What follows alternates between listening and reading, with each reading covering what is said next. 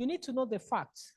What is child sexual abuse? The World Health Organization has defined child sexual abuse as the engagement of a minor in any form of sexual activity.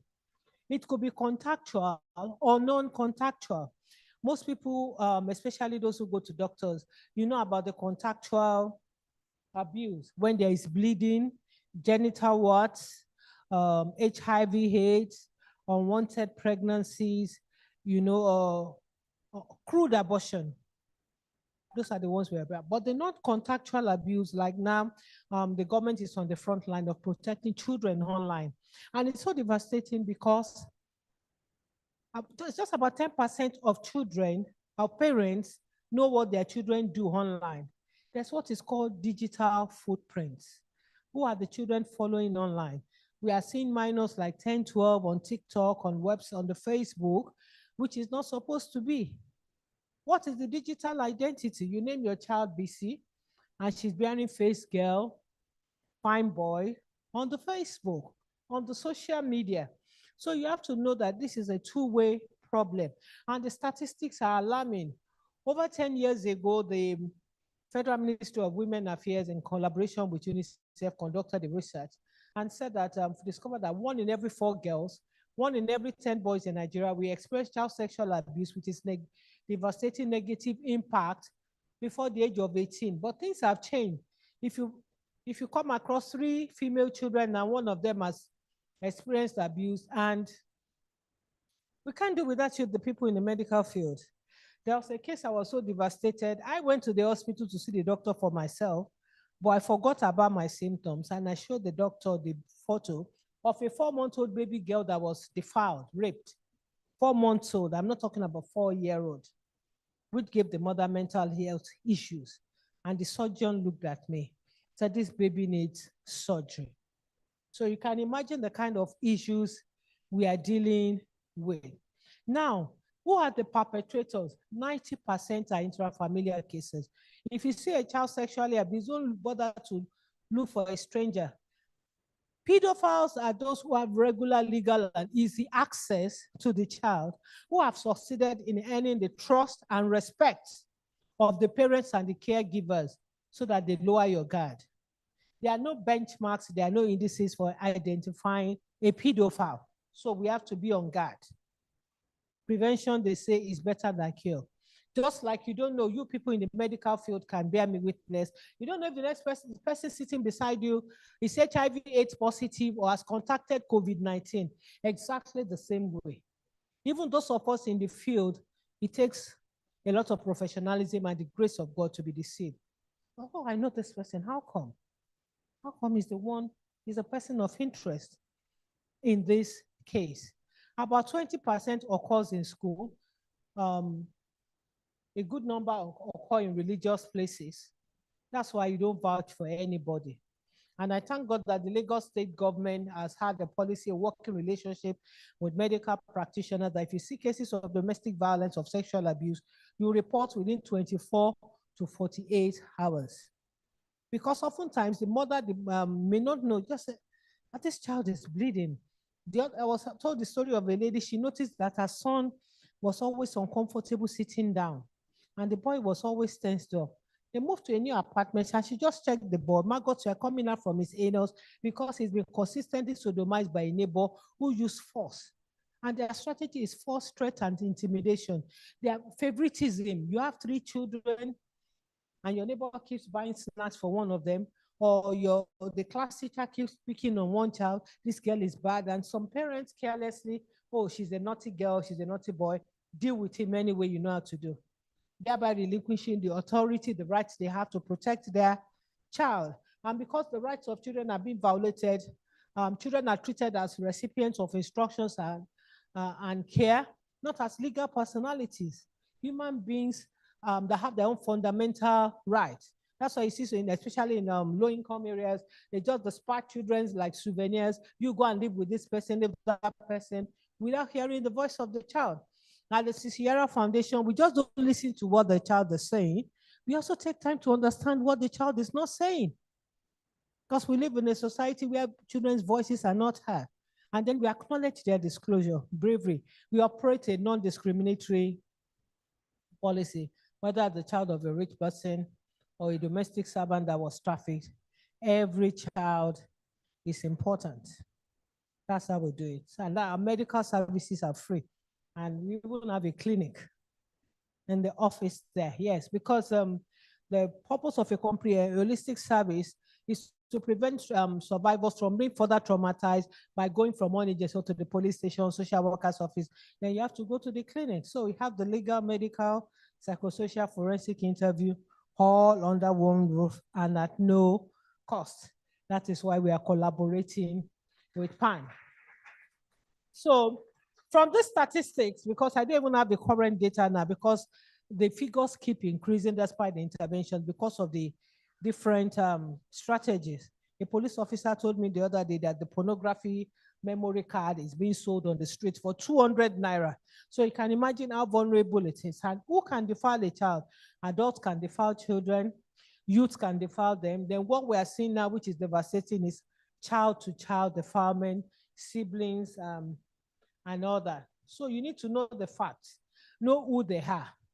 And then how do you prevent this? You reduce the opportunity for the abuse to occur. That's how to know how to keep children safe in school and at home. Never leave children alone. And before you put your child in a school, walk up to the school administrator. Do you have a child protection policy? And some of them are so economical with the truth. They say, oh, sure. Because the Lagos State government mandatory child protection policy and reporting policy as mandated that schools and school-related institutions should have a child protection policies, churches and mosques. I almost put my children in a school I loved so much. I asked the administrator, do you have a child protection? She said, oh, sure. She was so confident. She didn't know who she was talking to. I said, can I have a copy of the policy? I said, Mrs. Kayode, we pray, oh. We pray in this school. God is praying. I said, can I see the document? Not that we have a document, but we protect children. I said, I want my money back. I'm not putting my children in the school. Forget the academic reputation, the British curriculum, whatever. Because whatever you are doing for your child, good education, good schooling, social status, everything will end up to be a sham the moment that child is sexually abused. So I'm still going to tell you the impact. It's like you go to a party, you are wearing expensive white lace, and people are admiring you, you are dancing, the music, they're spraying you. And you eat and a drop of oil just stains. Nobody's looking at you again. They are looking at that stain. That's the danger of child sexual abuse. Eliminate one-on-one situations. Don't allow any child to be alone physically or digitally. The world has since become a global village, with the difference between the on-site life and the online life being blurry. We've seen instances when the mother will be busy, sitting beside her child, the child is chatting with a pedophile online. Until the child says, Mommy, this my friend says I should take photos of my private part and send to him. But not all parents are that lucky, because they would have groomed the children, inculcated secrecy and silence into them. And we've seen children that have defiled themselves through masturbation. They never had physical contact with the pedophile. They just send them pornographic videos. Do this to yourself, and they got damaged. A lady walked up to me one day, said, there's this foul odor coming from my daughter. I said, take her to the doctor. The doctor said she has contracted an infection. And the girl swore, I don't have a boyfriend. And we discovered the boyfriend sent her pornographic videos. Your mother said she don't have a boyfriend. See what you are missing. She masturbated, she defiled herself. They monitor the use of internet within the institution, either at home or in school. As for the parental control of whatever websites, because of the high tech, primary school children come home with videos, YouTube, the teachers say we should go to this side. Sit beside them and monitor it. Look at the use of language that they are using. For example, a parent told me she discovered that children were saying POS, POS. She thought it's a normal POS, you go for cash. Whereas they're saying, my parents are over my shoulder, we can't talk now. because they have boyfriend, they don't want POS. So you've got to know the terminologies and the slangs they're using. And anybody coming in contact with your child as a domestic servant, as a teacher in the school, down to the bus school driver. In fact, what the Lagos State protection policy expects is that whatever happens to your child from the gate entrance of the school, so you come and pick that child, or from the entrance of the religious organization, is the responsibility of that institution. Conduct background checks, obtain references before you engage people. And you need to know about their friends, their circle of friends. If your children have friends, they are playing, each time they see you an adult, they keep quiet. Know that something is wrong. A lady told me she discovered in the children's restroom in a religious institution, one of them will bring a phone and prayers will be going, they'll be looking. She just grabbed the phone one day and they went into pornography and they were giggling. It's that bad. It's that bad. So we need to be on our guard. You need to know the kind of teachers attending to your school, even the caregivers.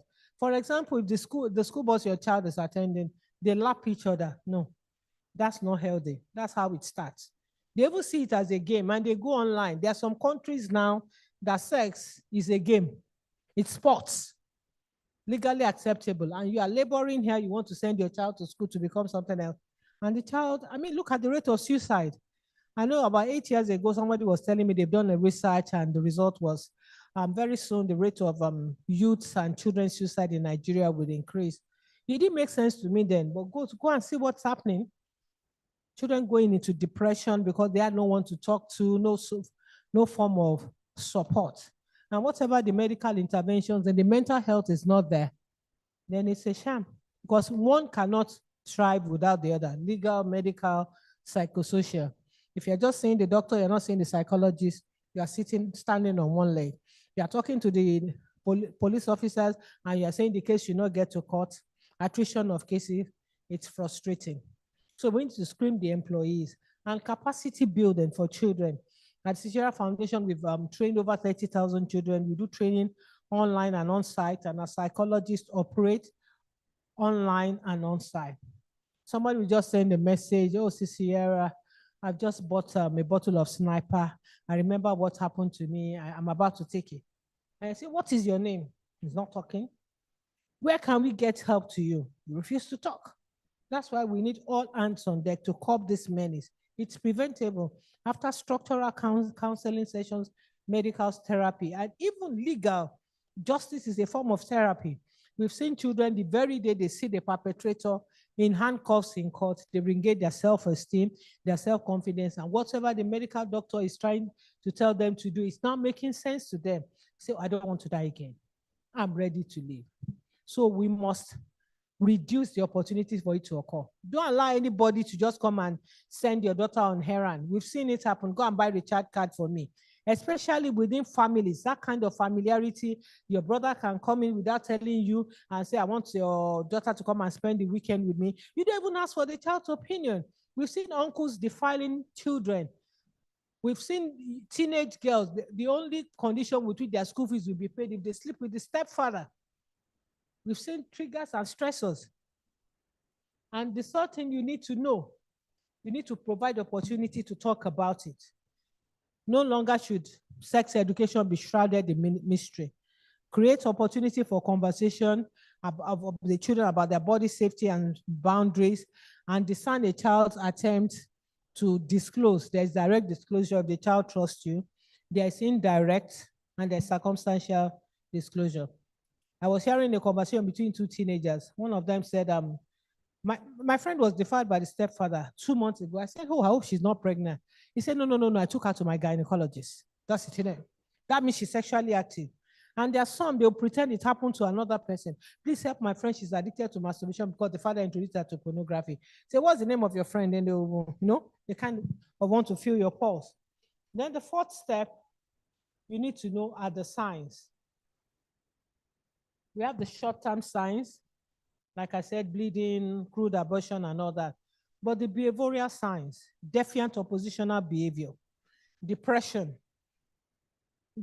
addiction to drugs and alcohol. When I'm saying drugs, not just cocaine, when A teenager will just walk to the pharmacy, buy 4 or 5 or 3 bottles of cough syrup just to get herself to sleep. Insomnia, compulsive eating, eating disorder, risky lifestyles. You know, a lot of mess is going on there. That's why we try at Sierra Foundation to discern what the child is saying and what the child is not saying. And the child will look at the file. Is it because I'm still under your roof or something? Because those who are supposed to protect them are the ones defiling them. At Sierra Foundation, our policy is that adults are to protect children. Even if a child is going about naked, it's not for you to take advantage of that and defile the child. Now, what do? You need to react responsibly by being a good bystander. Know what to do when a child discloses to you. And I thank God that the medical profession is strictly guided by its professional ethics. You don't react emotionally or vehemently. Oh, thunder fire the person. Oh, I'll do this. No.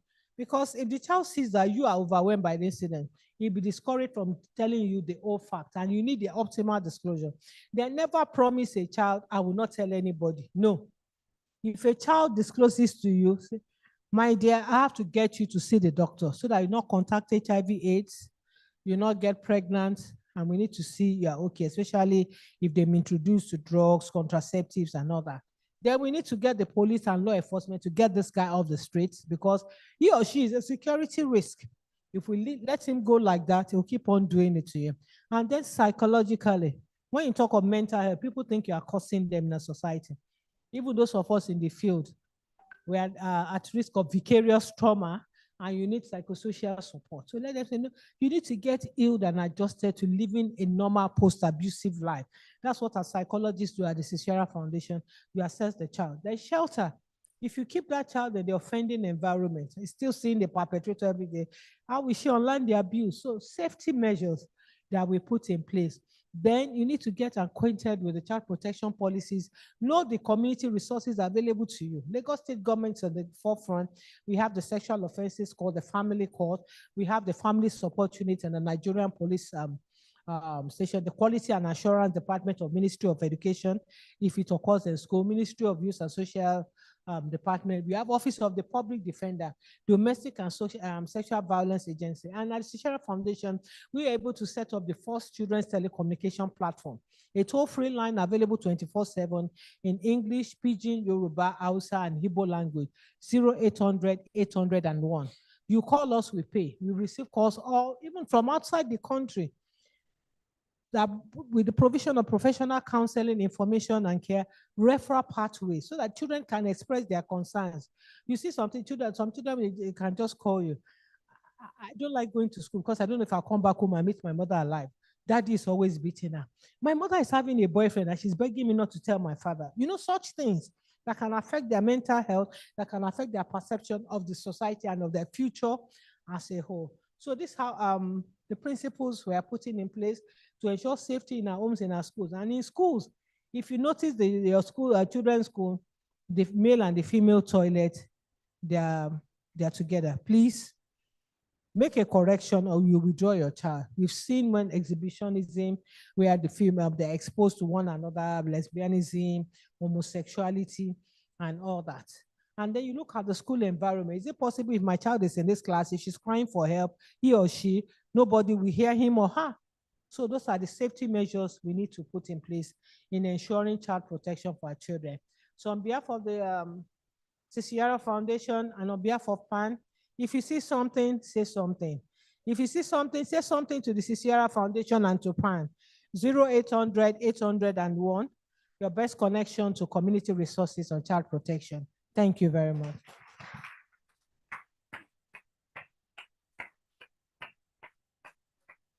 Thank you very much, Mrs. Kayode.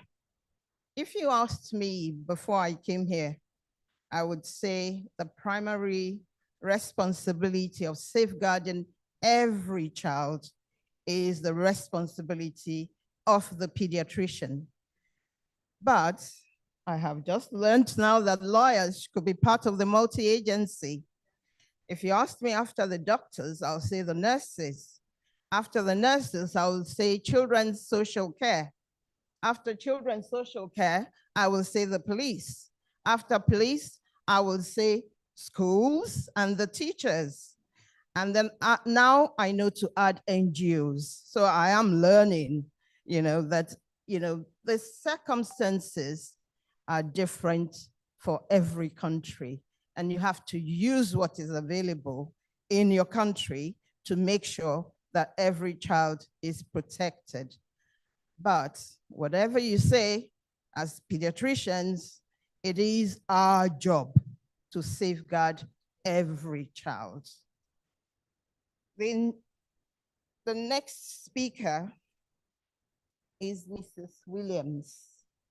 She's going to come online, and I am looking to see if she's online. And her topic, where is it? Her topic is, I don't know how to use all these things. Even ordinary book I can't use. So what is it? How can I use social media, IT? I've seen it. Thank you. Her topic is protecting children from harm on the online expressway. To be honest with you, if I can't use a book, you can be sure I cannot use the internet either. So is she on? Mrs. Williams. Hello, can you hear me? Good afternoon. We can hear you, but we can't see you anymore. Oh. Okay. Can see you. She's the founder of Lagos Moms. Again, this is an NGO that's taking over and making sure that our children are protected. We pediatricians, we've got to wake up. Thank you. Yes, Mrs. Williams. Okay, should I go ahead? Okay.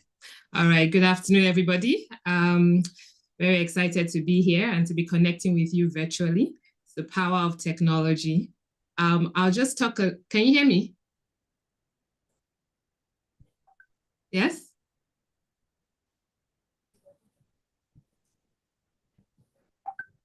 Can you hear me? Shall I go on?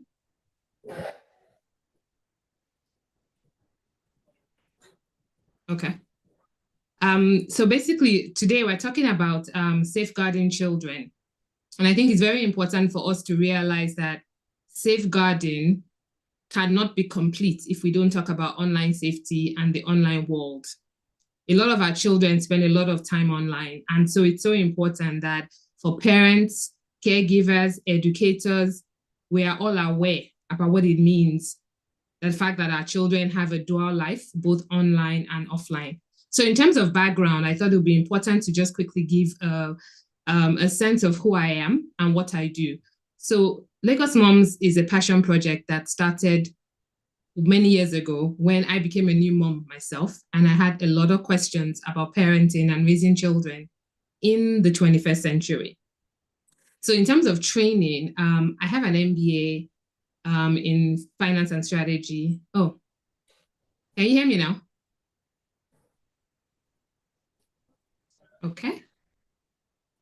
All right, shall I go on? How do you mean?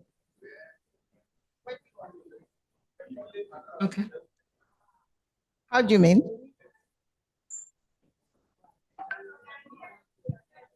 Okay, I'm going to go and I can't hear You want anything. me to tell her? We can hear you, but it's very faint. Oh. Okay. I'm on my loudest here. Yeti? Yes. Sorry, they're going to try to raise the volume and then we'll... Okay, I'll just hold on. Okay. The responses, they can hear you loud and clear. Oh, okay. So I should go on. Okay, so I will carry on. If there's any challenges, please let me know. Okay, fantastic. So I was just trying to give a sense of background in terms of, what Lagos Moms is about and where I plug into all of this. So I started Lagos Moms as a new mom myself that had a lot of questions about parenting, raising children in the 21st century. And so over 10 years ago, I started the platform to support mothers on the journey of raising children in the 21st century discussing everything from work-life balance to raising children, choosing schools, and all of that. What has happened over the years after I started the community was seeing the role and the importance that the digital age plays in our parenting today. You cannot separate digital world anymore from our reality. And when we're talking about safeguarding children, it cannot be complete if we are not talking about how to safeguard them in the online space. So one of the trainings I got recently is in online safety and child safeguarding, specifically looking at the reality of our children today who are all growing up as digital natives. We are really the last generation that have one leg in digital and one leg in analog. That means we know a world pre-digital. A lot of our children do not know what world pre-digital means. So when we try to make references to how things were in our time, they can't even connect. So I have that specific experience in that space. And to add on to that, I'm recently enrolled in a diploma in cyber psychology. So it's going really deep into understanding the intersection between technology and psychology and how everybody is affected consciously, subconsciously, intentionally in terms of our online lives. So moving on, one of the things that we've seen is that children do not separate. They don't have a demarcation between digital life and in-person life. We are the ones that sometimes still think that way, that our physical versus our online are different. For children, they don't see a difference because from day one, they have been handed a phone.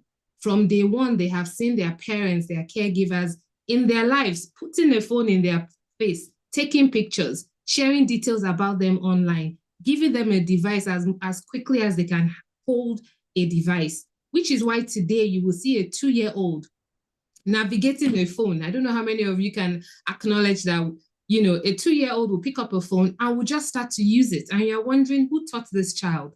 Well, because they are digital natives, they are born into a world where technology for them is just life, right? But that does not mean that they necessarily know how to use these platforms correctly. It doesn't necessarily mean that the rules of engagement are clear.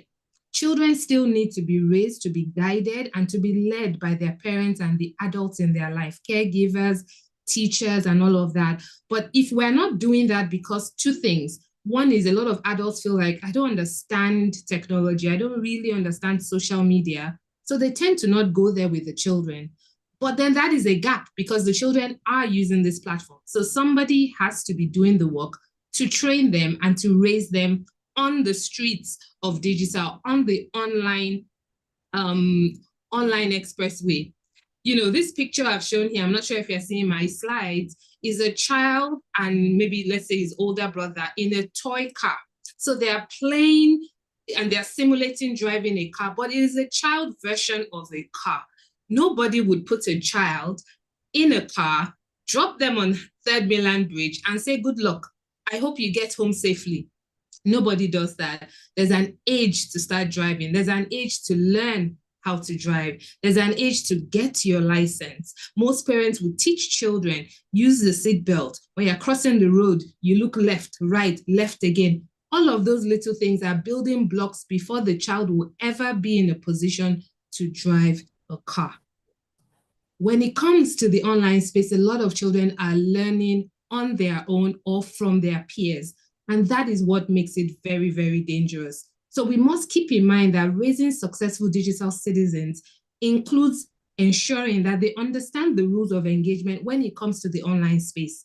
And the people that are going to teach them are the adults. So whether or not we grew up on the streets of online expressway or not, doesn't mean that some of the common sense, some of the safety, some of the life lessons that comes from being an adult is no longer relevant because these children are growing up online. So I want to quickly talk about the fact that technology in itself is not the problem. It is a tool.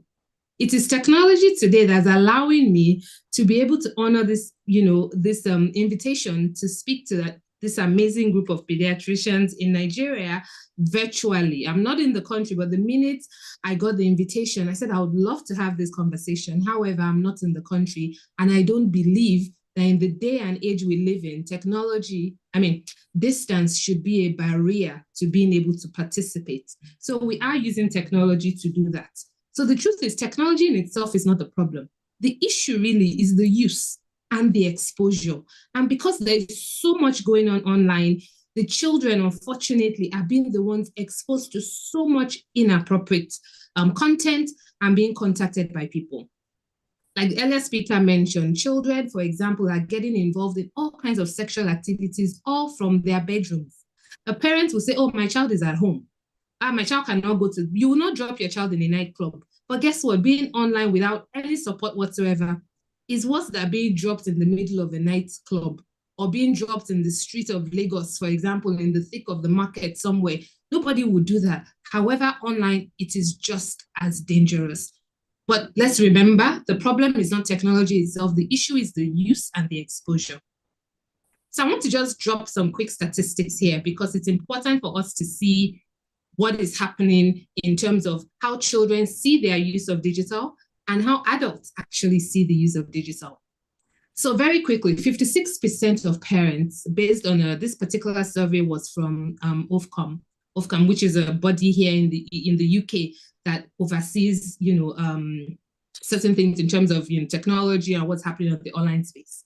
So a particular survey shared that 56% of parents said they were concerned about their child's reputation possibly being damaged either now or in the future by their online behavior. 68% of children say that social media helps them in building and maintaining friendships. And one thing I want us to think about here is that growing up, we played on the playground. You went to the swing, seesaw, all of that. Children today, their playground is digital. So I call it a digital playground. However, there still needs to be rules of engagement of how to stay safe in the digital playground. That's 5 minutes. Sorry? Okay. Sorry, it was just someone mentioning that they can't see you projected your presentation. No, I had sent it. To share your slides. I had sent it in, so I thought it was being presented. No? Okay, it's you were saying, but it's okay. Okay, I can. Apologies, I thought it was being shared already. I can do that quickly now. Just let me know if you see it. Sorry, sorry to break into your presentation. Well, we'll give you another 5-10 minutes to complete. Thank you.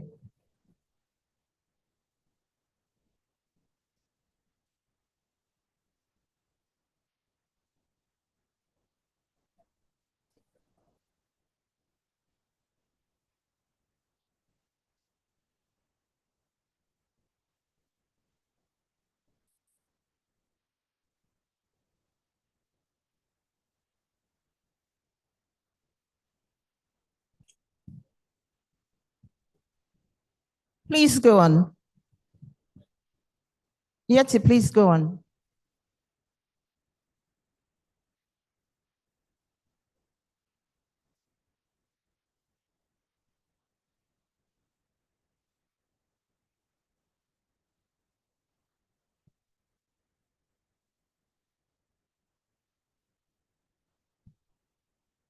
Can you hear us?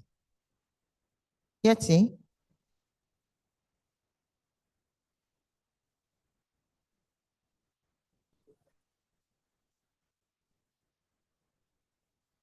Sorry, technology is not our friend sometimes.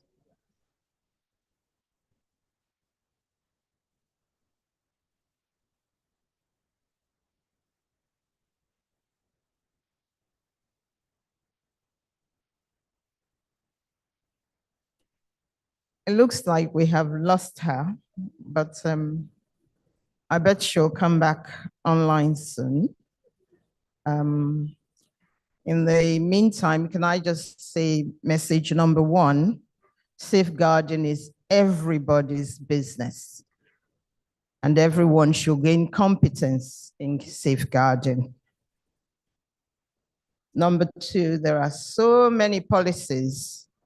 They are bound in Nigeria But who is taking ownership of the policies? Every individual has to take ownership of safeguarding our children. I can understand that the environment makes it a little difficult and doesn't enable us to do what we should do, but our children are so important to us. Yesterday I'm waiting for Yeti to get back on, so I'm trying to fill in the time.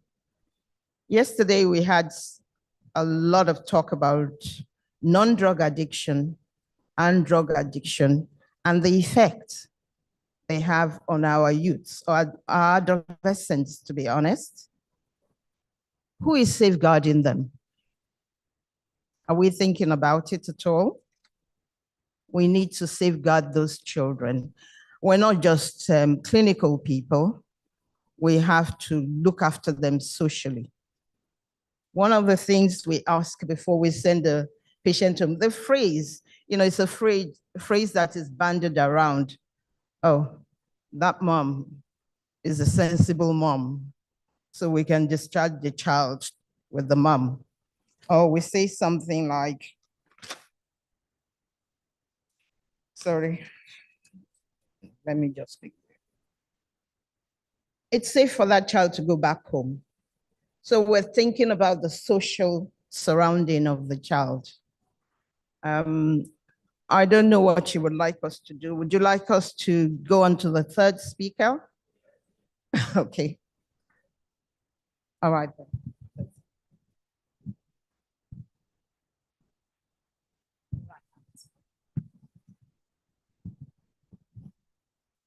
Apologies for that, and it's such a shame because that was a really exciting topic, but hopefully we can come back to it. Our third speaker is Aderunke Oyelakin, Chief Child Protection Network. And in the way of introduction, I've got my act together now, so I'm a bit more confident. At that point, my Oga sprung a big surprise on me, so I'm a bit more in control now. So, Aderunke Oyelakin is a sexual, gender-based violence advocate and family life practitioner. And it's lovely to have you here with us today. And we really look forward to hearing what you have to share with us. Thank you very, very much. Thank you. So I have my slide as well, but the time is short. So I'll quickly, 20. Okay, so I'll keep to time and I will ensure that we have a good conversation. We're going to be discussing. The topic before me is clear because it's talking about child protection services. Examples from Nigeria and echoes abroad. So how many of us have lived abroad or you visited abroad before now? You visited different countries, not only Nigeria. How many of us here? Everybody? Oh, that's interesting. Okay, so please, I'd like to have a very interactive session because we're going to be discussing what is on ground. Some of us have lived abroad. Have you heard about child protection services? Okay. So are you aware that we have something like that in Nigeria? You're not sure? Okay. So quickly, have you heard that we have a law that guards children in Nigeria? Okay. So let me just bring it as the slide comes up. We have a law from the Nigerian law. We have the Nigerian law for children, and that's the Child Right Act. That Child Right Act has all that has to do with children, but at the federal level. But it is expected of every state to domesticate it. And if every state domesticates it, that means you're bringing it down to the context, what is happening in your own country. I don't want to go into the story because when you look at the slide, you will see all the laws that we have. And I also have a compendium of laws that has to do with children in Nigeria, also with my slide. So for Nigeria, we expect every state to actually domesticate that particular document. And that document was because Nigeria also were part of the representatives that went for the UNHCR, and they had a training or convention, and they discussed children matters. And Nigeria came back and said, no, it is very important for us to have this law to guide our children. And till now, only 34 states have domesticated it. Also, you have that in my slide. The 34 states that have domesticated it, we expect them to ensure that children should be their number one paramount interests, that they should protect every child in their states. That includes whether violence, abuse, exploitation, neglect, all forms, that no child is going to experience all of that. So in Lagos State, for instance, who knows when we actually domesticated the child right law, which was from the Child Right Act at the federal level? Do anyone have an idea? You don't have an idea. If you know it, I'm going to give you one of the law because I came with some copies. Who has an idea? No one. Okay, please just come forward. So when the law was domesticated in Lagos State, like I said, 34 states out of how many states in Nigeria have domesticated it? And I'm sure some of you can guess the 2 states remaining. They are in the way. So this law, please come forward. Okay, you don't know it. All right. This law is very paramount, it's very crucial to when it comes to how we work with children in each state in Nigeria. So now in Lagos State, we have this law. This is the child right law. You might say you don't need it, you're not a lawyer, but some of us have children and we have grandchildren and we work with children as well in our place of work. So it's very important to be conversant with the laws, at least have a knowledge of what it entails. So when we're talking about child protection, everything here in this book, which is the child right law, Lagos State domesticated it. You know it, ma. Okay, please come forward. I'm sure you've checked Google. Google is our friend, actually. I was expecting to at least take a step to check. So when Lagos State domesticated it, what year was it? 2007. So just go into that bag, that colorful bag, pick one of the law. And a child protection policy, pick 2 things. So when Lagos State domesticated in 2007, they looked at other things that has to do with children. How do we work with them at this level to this level? So from birth, as you know, you are doctors, from birth, what happens to each child? Even the decision you take on that child, is it covered by law? Because all of those things are clearly stated. We work with several hospitals in Lagos State across Nigeria. I'm also a social worker. I'm the vice president of the Nigerian Association of Social Workers in Lagos State. So I understand that at every hospital we have medical social workers. They come in contact with several cases of children that need urgent attention when it comes to health or medical facility, or they need to access health services. And their parents will say, no, you can't take blood. Under the child right law, it is what? Ma? Thank you, ma. Please, ma, you two can pick. Pick one child right law and one child protection policy. There are 2 documents there. Yes, it is an offense. Because if you look at my slide, you will see the basket of rights. All those things are being simplified because abroad, decision of children is left to who? Eh? Please, mommy, you give her 2. Let me bring one for her. It is left to the states.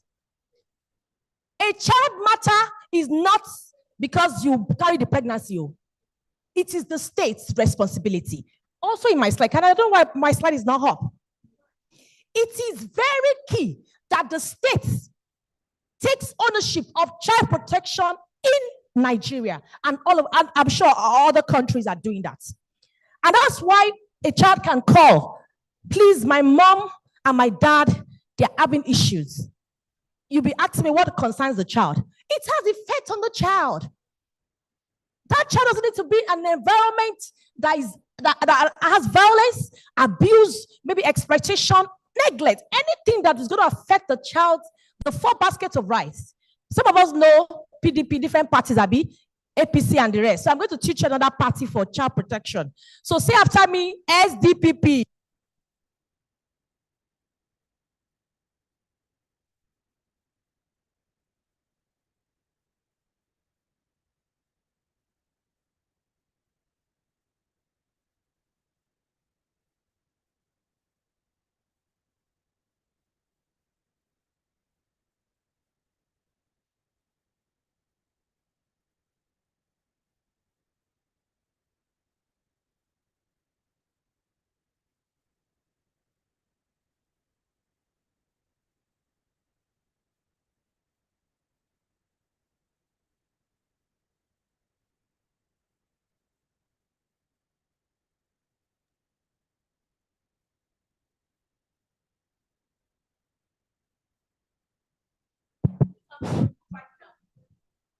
Or maybe something happened, you needed, maybe you had an issue with your own family or something, and you're not in the right mood to take care. Your primary responsibility is to do what? And if you're not in the good, right frame of mind, you, of course, you tell your boss or somebody else to take. You don't say, no, let the child be there. No, you should take care of that child's life because every child has the right to life. That's survival. And that's one of the principles of child protection. Survival rights. They're all here. S is what? D is what? Every child has the right for development. You know, if a child is not developing, you know. Because they are protocols, they are actually, you put medical terms, like milestones. Yeah, milestones. Because I did a little of psychology of children. So children, they will have to grow. And growing intellectually, you know, they have to grow mentally, they have to grow social-wise, you know, they have to interact. So imagine if a child is not going to school, you have taken that right of development. A child is not mixing up because the child has cerebral palsy or they have any form of disability. It is not enough. We have a case right now, the woman is 35 years old and she has been locked indoor all her life. Why? Because she has autism. And that's just, that's a disability, but of course, many people that are autistic are doing well. If he's well managed, 35 years until a neighbor got to say, no, this has to stop, and contacted us, and somehow the woman is going out now. We've already put her in a shelter where she can mix with other children or other women living with disability, and she's doing fine. She can work, she can do other things, but she just couldn't. So why should she be locked up from 35 all her years till now? So what am I trying to say? As survival, if the child needs blood, please give it. Abroad, they will do the needful, even whether the parents are there or not. They will take care of that child. And that's what we're getting to in Nigeria. Most of the states I'm aware of, if they see any child anywhere that needs medical attention to a particular extent, they will do it. You can see some ministers now from the Federal Ministry of Women Affairs, from the state's ministry, they are also being proactive. Let me take it down, since my slide is still not up. P means what? Yeah, everybody now knows it too. We are going to pick here. You got it too. Thank you. Just pick each copy. So we're talking about protection. Protection of every child, it's on everybody. Don't say it's not my child. You're walking on the street, you see a child crying. You need to find out what's happening. What has happened to that child? Why is she or he crying? But abroad, I don't know if you do that abroad. You can talk to any child you see on the road. You can't do that. But Nigeria, we say if you see something and you do something. So you can see the difference now. We have taken child protection to the level that we want every child themselves to be aware that there are laws. And the children knowing that there are laws, parents and everyone should be aware that we have laws protecting children. Before now, you see different skits. Somebody will just do a short drama and post online using children. Now we are standing up against it. Did they do that abroad? Maybe a child acting a movie and that movie is talking about maybe rape or something and a child is involved, or somebody, a comedian using a child to act or do some skit. Abroad, will you sue that person? You will. Okay, that's good. I can tell you today, it was yesterday, Thursday. We were in court in Ibadan for a case. I'm sure some of you saw it online, of the skit that was done by one popular, let me not mention his name, but it was just yesterday. You can just Google it as you said, you will see it. It was in court yesterday. Just because he used a child to do such things. So there are many services that can be assessed. Many services. And the last part of the SDPP is participation. We want our children to take meaningful participation when it comes to decisions being taken by their guardian or parent or whatever they're living with. You want to change the child's school. Of course, the child will not tell you the school that is more expensive. You quickly take the child there. No. But you should be able to speak to the child, come down to the level, this is what is happening to you. The same thing goes to some children that comes to your facility. You should be able to know how to communicate with them. You must know how to communicate with them because it's very crucial. So I want to quickly wrap it up now. The services that children access, they all varies.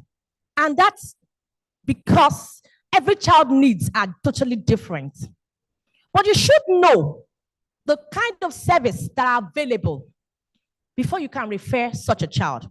Abroad, what number do they call for maybe for emergency? They call it child line. Thank you. In Nigeria, we know we have that too. Most of the states now have a designated lines to call that any citizen can call or report any case of abuse. So you're laughing. It's true, it's working. No. At least we are in Lagos State. She just mentioned their own child lifeline. We have as well. Lagos State has. We have 112. We have 767. We have several numbers. We have 08000 333 of the Lagos State Domestic Violence Agency. We have several. So there are many options. And other states as well. There are options of numbers that you can call. Now people are beginning to be aware that they can access services. So please, I want you to tell your neighbor it's on horse. Tell your neighbor it's on horse. Because you cannot keep quiet any longer. If you see anything around you that you know this is not the right step, this is not the right way to actually care for children, or maybe the parent or anyone around, or the child is left alone. We have seen children unaccompanied by any adults on their own walking. Now we take such responsibility. Yes. Across the states, many things are happening, but when it comes to child protection, if you know and you have knowledge of the kind of services that child might need, that's part of the need. I said, we might not be a social worker to know some of those things, but at least if you see a child crying or bleeding, you know that the next thing to do is to where? Sir? Thank you. You can pick two. Thank you. It's hospital. You don't start questioning the child, what is wrong with you? Or a child that you saw that is bleeding from the vagina. What are you supposed to do? You start praying. It's hospital. Probably the child has been defiled. And here we have laws that says that if you defile a child, it equals what? Who knows it? Well, yeah, come and pick your own. It's life sentence. In Lagos State, for instance, is equal. You defile a child, there's no controversy. It's life sentence. And we also have the law. So please, when you have the slide, try to read it up. There are so many things that I've put in there. The different types of laws that we have in Nigeria that are actually working. And what you need to do as well. Yes, okay, 5 minutes. I have 5 minutes. Okay, so you also need to know that when you report, you should refer. You should know where your own duty stops. If you're taking care of a child, for instance, in your hospital, you can't be the one that will do the referral to shelter. You can't be the judge. You can't take the child to the police station. Your one is at the hospital. Do the needful and know who to call. We've seen cases that from the hospital, they will call us directly across the nation because Child Protection Network is in all the 36 states of Nigeria. and we have a strong structure to the grassroots, to the LGA. So if there are cases around anywhere, once we are aware, we have someone, there will be at least one person that is willing to go and find a way to rescue the child through the network we already built. So nobody is stranded anymore. As far as I'm concerned, once we hear of this case, we already have a network of who is going to help us to do what the needful at the appropriate time. Now there's a story of a girl, and I want you to look at it. Her name is Shoremi. I don't know why the slide is not up, but Shoremi was found. She used to go to school, but at some point she stopped going to school and she was seen walking on the street. The teacher saw her and asked her, "What happened to you? Why are you not coming to school?" He said, that's how she was told to stop. That ended it. When she asked, there are so many guys around there, they will come and meet her, slap her bum bum. "Oh, you are looking beautiful," because she's just 9 years old. When you have the slide, you read it. So imagine, from that point, she was being exposed to danger, harm, and anything could happen. She was at high risk because she's on the streets and she's a minor. A minor is who? Anyone that is less than 18, and that's what the law says, even at the federal level. Nigeria law says anyone less than 18 is a minor. That means that child cannot take such decision to be left unaccompanied without an adult. So before you know it, things happen and Shoremi's life. Imagine the people that she met on the road. They could have helped her. And that's why the network is very key. Do not stop at, "Let me just do my own hospital work and go." You should have information of other things that could help. Like this child protection policy, as she has talked about it, I don't want to go into that so much. It has so many things being clear. What to do as a mandated reporter. Please tell your neighbor you are a mandated reporter. Please tell your neighbor you are a mandated reporter. What does that mean to you? Who can explain what that means to you? I'm done.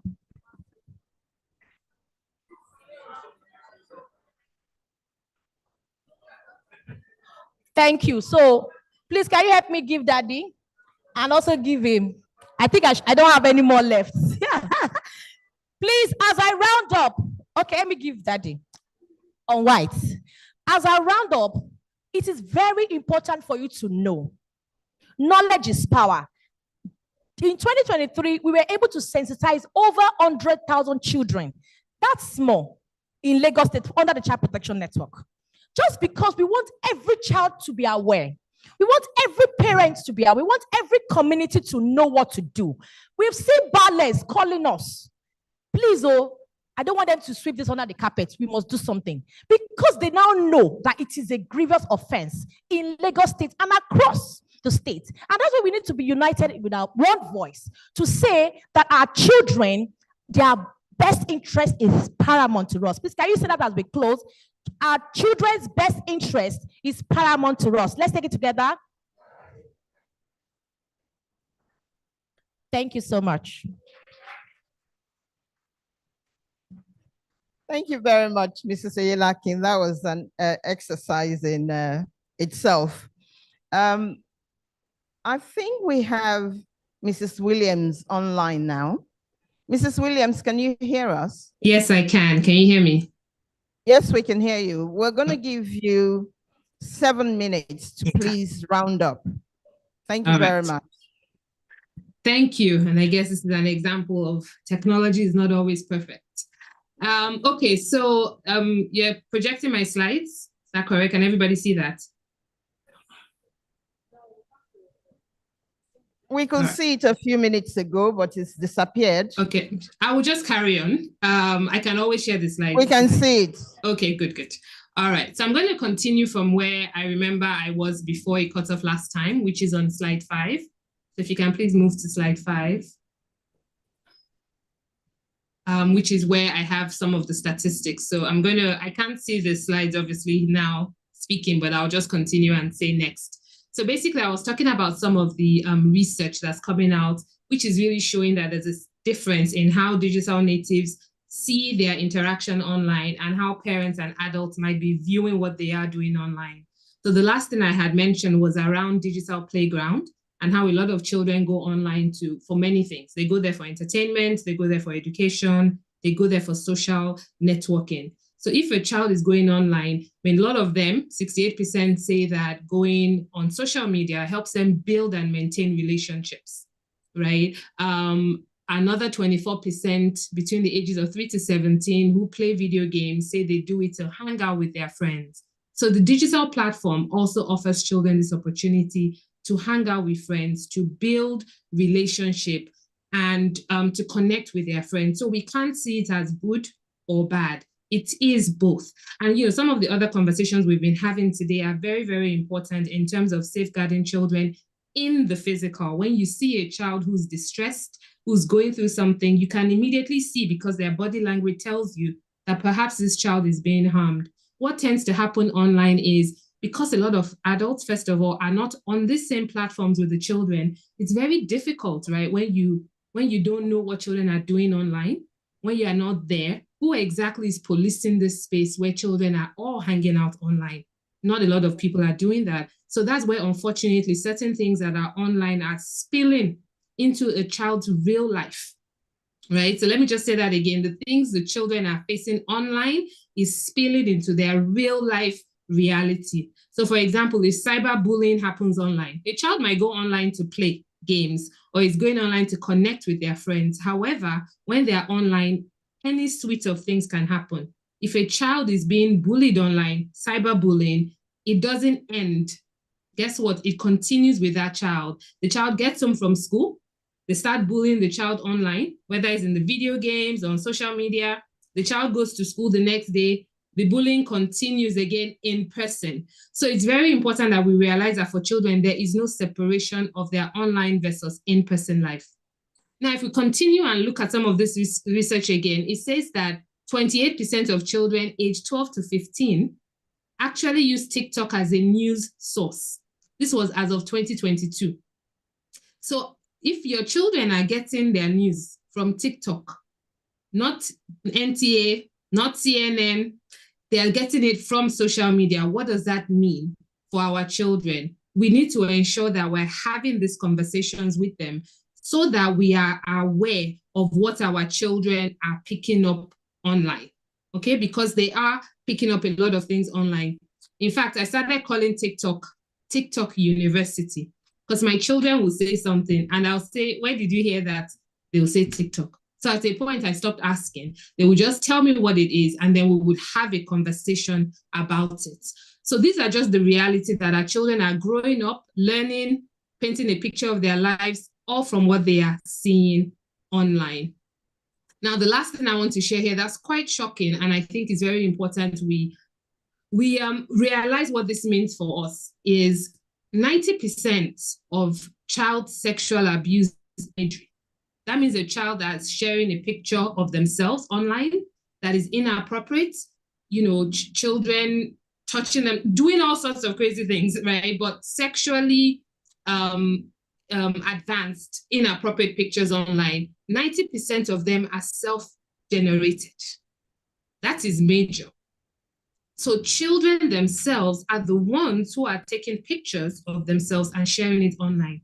A lot of it is happening because children are being groomed to do this online as well. So our children are engaging online with billions. When I teach children about online safety, I ask them, how many people are in the world? You know, they'll tell you different guesses.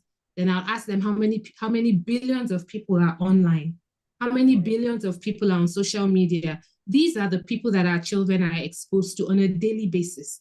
So while people in their lives can also be dangerous, of course, you don't want to open your door to somebody who you think is a friend or a neighbor or a family who might abuse the child physically. Some of the things that we're seeing is children are getting indoctrinated, they're getting radicalized, they are starting to see content online that's shaping their view of the world and themselves, all online, and they are doing certain things that have a lot of long-term impact. There's the physical health, but there's also mental health. And a lot of the things that are affecting children's mental health, a big part of that is coming from the content that they are seeing online. All right, next slide, we're already there. So I want to talk about the importance of parenting style, children's love language, whether or not there's a healthy, open communication in the home environment. The work that I do, I speak to a lot of parents, hundreds and hundreds of parents on a weekly basis that are getting in touch with me for several reasons. And one of the things that's definitely number one on the list of challenges parents are facing is around screen time. But guess what? If you don't have a healthy relationship with your child or open communication, you are not going to be able to pick up signs that your child's social media usage or what they are seeing online might be affecting them mentally. If they are being affected, there is no way they are going to thrive in the physical, whether in the classroom or in relationships. So we can no longer see it as either or. We have to see it as and. So daddy, mommy, auntie, uncle, if you are going to give your child a phone, a laptop, a tablet, internet, it's not about them being upstairs in their house. They are exposed to billions of people's opinions out there. And not everybody online has the best intentions for your children. So when we tell children in physical, we'll tell them what? Don't speak to strangers, right? We all know that. Don't talk to strangers. But hello, what about the fact that a lot of our children speak to more strangers online than they speak to people they know? Or realizing that a lot of our children are going to have friends that, guess what? We will never know. We will never meet in person because these friends are online. And I'll give you a quick story about during the pandemic when so many of our children had to go online to learn and also to engage with their friends. I remember my son talking about somebody that was his good friend, but it was a name I had never heard. So I said, oh, really? Who is this person? And he said, oh, it's my very good friend. I'm like, oh, really? I've never met them. He's like, yeah, neither have I. I said, so how is this person your good friend? It turns out it was somebody he has been playing games with online, video games regularly. So to him, this was a good friend. But then that opened a conversation. And I said, but how do you know that he is who he says he is? And he said, oh, no, mom, I know we've talked about this before. So I've verified who he is. He's actually my friend at another school's friend who they have actually met before. But that is just an example of how our children are building relationships online, and it's not somebody that they might ever see in person. We don't know if that person is a groomer or not. So it's very important that this conversation, this healthy, open communication, having the right parenting style, there are 4 main parenting styles. You need to figure out what is your parenting style? How do you communicate with your children before we can talk about even giving them the skills for them to stay safe when they are online? It is not about being on the extreme where you say, I will not let my child go online. Even if you keep them offline in your house, guess what? They will go to school, they will go to a friend's house, they will go to a play date. You don't know what they are going to see online. So I think it's a much better position to decide that we are going to raise our children. We are going to equip the young ones to know how. Because they are savvy does not mean they know how to be safe online. And that's where the work of safeguarding in the online space starts from. So as I start to wrap up, I know I'm talking fast, but I want to make sure we get into what can we do versus we talked about some of the problems. What can we do practically as parents, as caregivers, as educators to make sure we're protecting our young ones online? As the earlier speaker said, a minor is somebody who's 18 years old and under. And a lot of them are the ones that are online. If I was in the room, I would ask right now to do a show of hands. How many parents here are on Snapchat?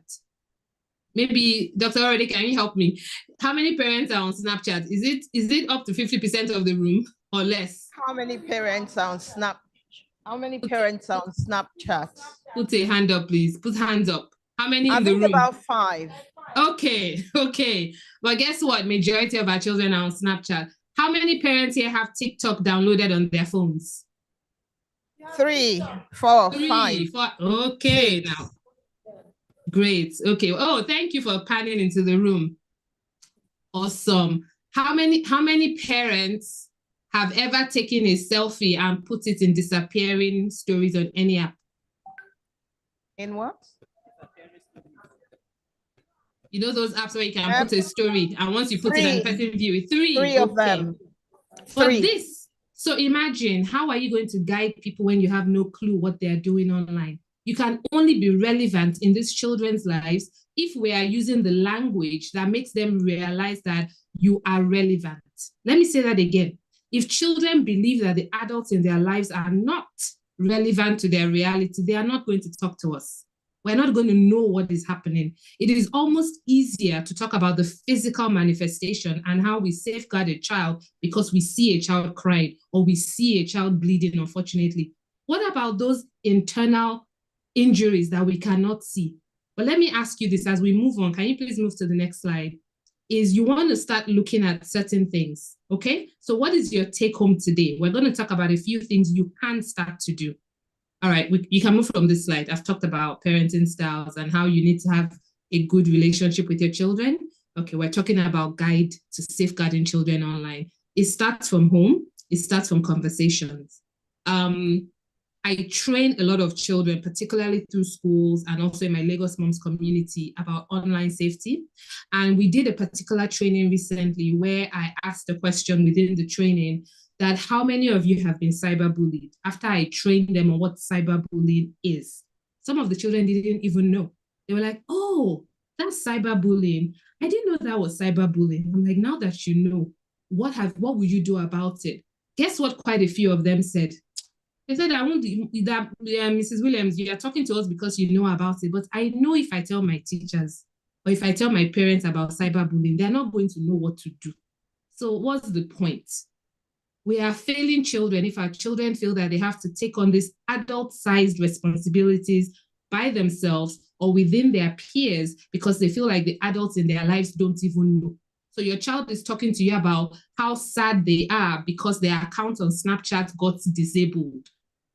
And you're thinking, what's wrong with you? Is that why you're sad? No, you need to say, oh my goodness, really? What happened? What do you think happened?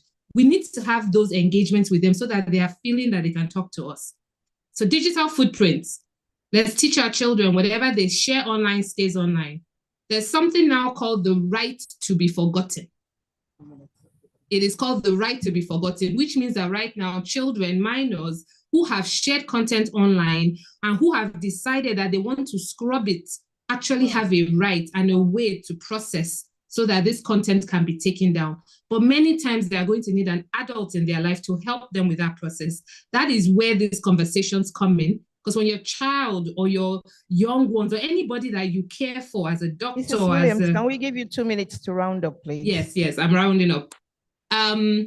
They need to know that they can come to you when something happens. So digital footprints, let's remember that what you share online stays online, and children need to understand that. They're not mentally advanced enough to think long-term. A lot of them are not. A lot of them are acting from their limbic nerve, right? They just act how they feel. They're not thinking from the prefrontal cortex, which is long-term, how is this going to affect me? Number 2 that I want us to talk about is digital well-being. We all need to be talking to our children. We need to be paying attention to their moods. How do they feel? How do they behave when they get offline? I mean, when they get off being online. That's something as parents we can do together. So if you notice that your child is spending time online and they get off and they're in a weird mood, they seem sad, they seem aggressive, they seem unhappy, you want to pay attention to that because something might be happening online. It's only when you can pick up the red flags, you can start to, go on their feed. I hope you know what feed is. The feed means what is your child being fed online? The algorithms don't care. They don't know that Bode is 5 years old. They don't know that Temi is 10 years old. If you click on something, you're going to continue to see more of that content. And sometimes that's how radicalization happens. So please, digital well-being is critical. How does a child feel about their online life? You need to be able to ask those questions. All right, next slide, please. And then I'm wrapping up. 1 more minute. These are just guidelines. These are just guidelines. I will share this, but people many times would ask me, so how much screen time should we have? This is actually guidance from the American Child and can't read it down there, but it's a medical body that says that 18 months of age or younger, children should have no screen time. I will just leave that there and I can always share this later. But screen time should be considered as the quality of screen time, not just the quantity of screen time. And apologies if I sped through all of this, but I hope I've been able to share. Thank you very much. Thank you. We appreciate you. And I'm sure the LOC would, distribute your slides to to all of us because we need it. I think we may have time for a couple of questions. So we've got we've got, we'll talk after that. We've got two questions, and I have two people who put their hands up first, Professor Grange and Dr. Ajayi Obi. I'm sorry, Doctor. Maybe if they permit us, we'll let you. Thank you so much, all my able presenters. I don't think people realize how very important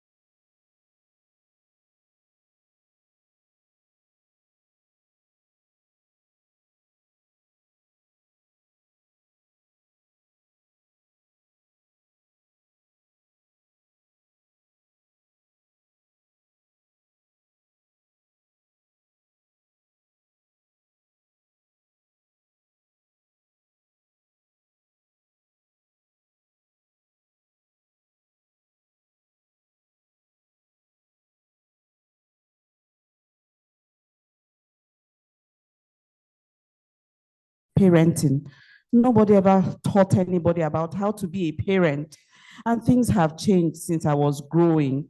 I want to be a good parent. I want to protect my children. It hurts me, but I don't know how. Please teach me and other mothers how to, she said something when the children say, oh, my mother won't even, my parents don't bother. They won't be able to help me. That's indicting. And I know that I won't be able to help my child. So I want you to help reach out to parents. There has to be a forum to get us and teach us. Please. Thank you. Can I just suggest, Doctor, you didn't introduce yourself, but can I just suggest that maybe you want to take up that mantle? It's a multi-agency thing. You need somebody to get everyone to collaborate. So it might be something you want to take up as a pediatrician. So you take up the lead, you get all the other groups we have talked about, the agencies we have talked about. By liaising with Mrs. Oyelakin here, you will find all the agencies. It's not only the job of the NGOs, it is everybody's job. So if you want to take that up, liaise with her and liaise with Mrs. Kayode as well, and you guys form a critical mass. That would be wonderful. Yes, ma'am.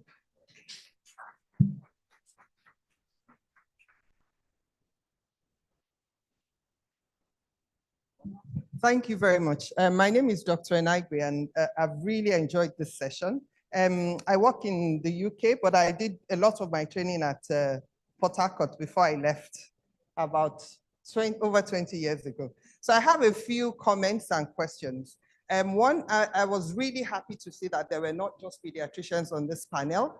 Child protection is a multi-agency thing. So I was really happy to see a social worker, a legal person. The person maybe we missed having on the panel was someone representing the police force, because we want to know reasons why cases fail and stuff like that. Yeah.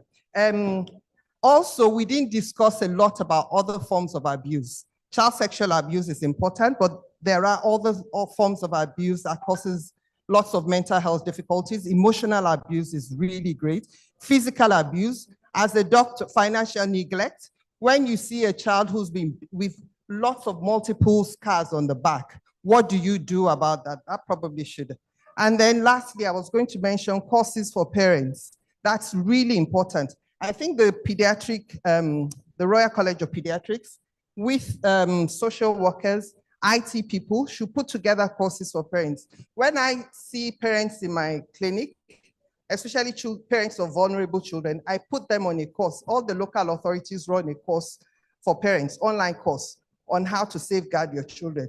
There are 10, 15 steps ahead of us, and we need to be on whatever. And then the Royal College, I'm sorry, not the Royal College, the Pediatric College, yeah, should in your exams, particularly in your Part 2 exams or Part 1 exams, you should have stations where you have scenarios and you have the students, the trainees talk about how to solve these problems. So it's not just a theoretical thing of when you get into a clinic, it's supervised, and it should be in the curriculum as well too. Everybody should know about child protection. Everybody, from the school gate person to the cleaner at school, everybody should know about child protection, and it's for everybody to learn about. Thank you for putting this together. It's really Thank you. Thank you, Doctor. Can I just ask Dr. Lawson? I think she wants to say a few words. I just wanted to say that it's been a very, very humbling experience this afternoon. Personally, for me, it's been incredibly enlightening. I've always wondered, because I was named Doctor for Child Protection for my trust, and I've always wondered about back home, because culturally it's just different. We've loads of uncles coming in, and the nature of our childcare is different. With the boundaries between norm and abnormality is very, very blurred. So I've always wondered, it must be a minefield at home. So this has been an opening for me. This has made it very clear that there's work to be done. Now, one of the other things I wanted to say is that simple thing of good touch, bad touch. Every child by the age of 5 should be confident enough to know that's good touch, that's bad touch. Well, certainly by the age of 5, they should know without a doubt, well before. But the question is, even if they felt that that's bad touch, where do they go with that information? And I think that's the next thing we need to work on. So finally, I just wanted to say, if we didn't, well, for me, one of the things that I need to take away from here is those numbers that we talked about. We need to empower our children so that they're confident enough to say, I can ring this number, somebody will listen. They don't always have to get it right. Because I remember one of the complaints that we had when somebody rang us about a proposed allegation, it was simply because the child had confused pediatrician and pedophile. So, but there is something about be confident enough to say, I'm worried, I'm confused, I need help. And we should be able to respond to that. So I go back to what I said before. It's been a very, very humbling experience. Thank you very, very much for the opportunity to be able to share. Thank you so much. Mrs. Kayode would like to respond to a few things. Thank you very much. There wasn't enough time. Somebody was saying parents. At the Cicera Foundation, we have awareness prevention programs for both children and parents. These are evidence-based, research-informed curriculum. Our training programs for children is licensed by the NSPDC of the United Kingdom, wherein we teach children about body boundaries, their private parts, the concept of a trusted adult. Usually your parents, your teacher, caregiver should be your trusted adults, but when they start doing this, they are no longer trusted adults. And we use child-friendly language. We train children in an age-appropriate and developmentally sensitive manner. When we go to schools, primary schools, we don't use the word sex. We have different curriculums from ages 5 to 7, a different curriculum from ages 8 to 11, a different curriculum for ages 12 to 13, and of course the big guys, 13 to 18, which is more of an interactive session. We have, for adults, we have training curriculum for professionals. So if planned with invite us, we can do it either on-site or online. So far, we've trained over 1,000 public school educators.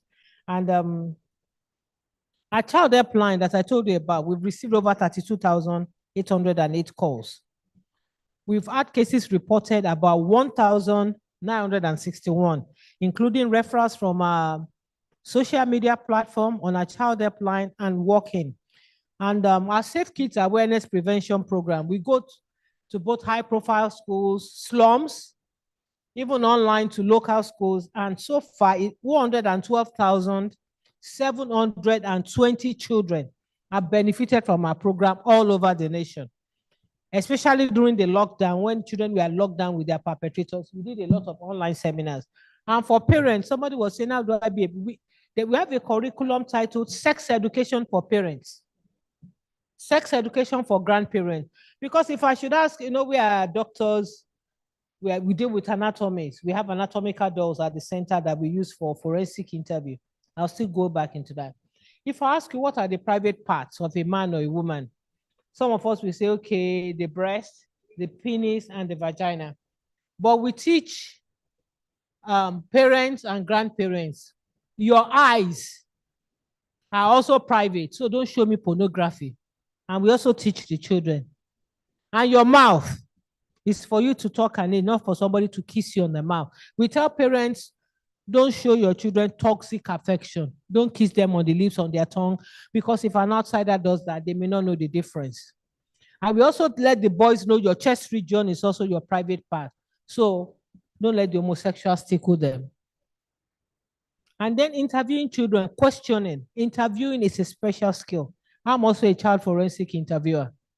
And most people don't know how to question children to receive optimal disclosure. You don't set a child before the person that abused him. Hey, I talk now. How did he touch you? Did he penetrate you? No. There are dynamics, there are curriculums, licensed from the National Coalition of Advocacy Center, in the US. Forensic interview is a structural process of eliciting evidential information from a child about a crime and event the child has witnessed or experienced in an age-appropriate and developmentally sensitive manner. Why cases are treated? Somebody was saying that why are these cases not getting to court? Because the child is intimidated, duplicated and fragmented interview. The police will ask questions, and of course the doctors. So the child gets overwhelmed. So during forensic interview, it's conducted using forensic interview and equipment with just a single interviewer, but observed in the next room through a one-way mirror. You are seeing the child is not seeing you. So the privacy between the interviewer and the child is protected. And the multidisciplinary team comprised of medical doctors, psychologists, social workers, police officers, and prosecutors. We don't do interview without the police. So it's recorded instead of calling the child every now and then. What did you say? What did you say?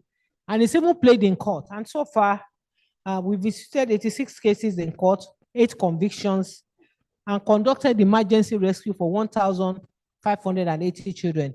And we've rendered 234 medical services. Thank you very much. Thank you very much, Mrs. Coyote. So like Dr. Lawson said, I have learned so much. There's so much going on here. I don't need to bring what is in the UK. Let it stay in the UK. Let us use what we have because we've got the policies, we've got the people, we're going to use them to the best for our children. Finally, because I have the opportunity, I have 2 groups of people I'm concerned about that we haven't talked about here. Sexual abuse is very exciting and people like to hear about it. But unborn children, children born into DV, domestic violence, children born into homes where the parents are abusing alcohol, children born to single mothers.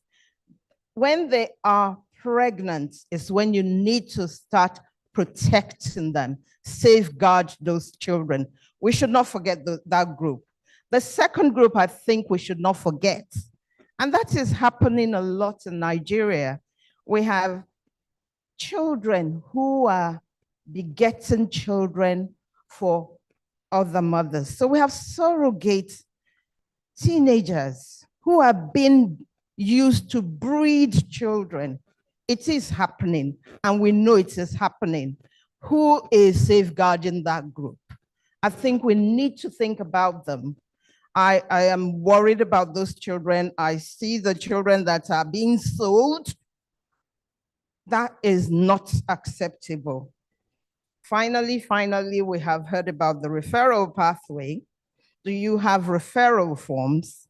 Apart from numbers, as doctors, we need to understand the referral pathway clearly so that there is no ambiguity. And strategy meetings must be held by members of the multi-agency to decide where to go. Is this child in trouble? Is this a child in need? Is this child abused? Where is the law that supports what we need to do for the child? Every doctor who is a pediatrician should be able to do a medical examination for a child that has been abused. Thank you very much for being here, for staying this long. But I hope that some of us will go away fired to, protect or safeguard our children. Thank you. I think the next thing is by Oga Rena.